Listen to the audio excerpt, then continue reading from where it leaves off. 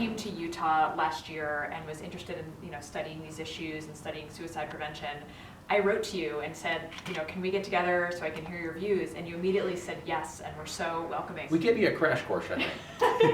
And you did very well. Did I do okay? You did very well. Okay, You did not shrink from them. You didn't shriek when you fired them. And both, I've had the experience where both have happened before. Okay, well, I appreciate that. I sort of felt like I needed to understand things a little bit as a novice and with an open mind in order to be effective in talking about the issue and in building that trust that you've so exemplified in your work with Kim and Kathy. Did anything change from before to after of firing those different types of firearms?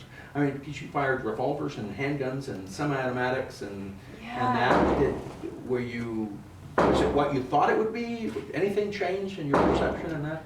Yeah, I mean, I think the part of it that struck me the most was just how much safety was part of each step of the process and how much you emphasize that as really something that is part of the experience.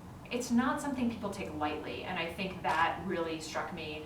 And I think the second thing, even the conversations more than the shooting, helped me realize is just that this is part of people's recreational life. It's not, it's part of culture and identity and what people have done. I think I even asked you, why do you own guns? And you sort of, I don't know, said, I don't know, it's just what I have. Do you still feel that way? I do, I do. The fact that we don't agree on everything, even after Parkland in our conversation where we were talking about the AR-15s and how many there are and the lethality, we bring different views to that. 20 million of those guns out there, yet the FBI says that 3.5% of the homicides are committed with semi-automatic or with rifles of any kind, of which semi-automatic rifles are a smaller subset, and the AR type platform is an even smaller subset in the semi-automatic. So, yes, we should pay attention, but appropriately. Even if we aren't going to agree on every outcome, it seems like many of the same goals are shared at the end of the day, which is keeping kids safe, keeping people alive. Yeah. The more people talk and have their ideas, their views, their insights out there, the truth will eventually rise to the top, and we'll be able to deal with it.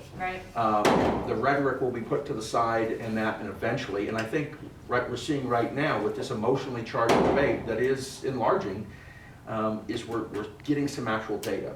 I really appreciate your collaboration, and also as a young researcher, I appreciate that you're supportive of the type of learning we need to do to have better data and then to build that trust that's so crucial to actually moving the conversation beyond just political difference and into actual public change. So I look forward to the work that you're going to do. Great. Thanks, Clark. Thank you.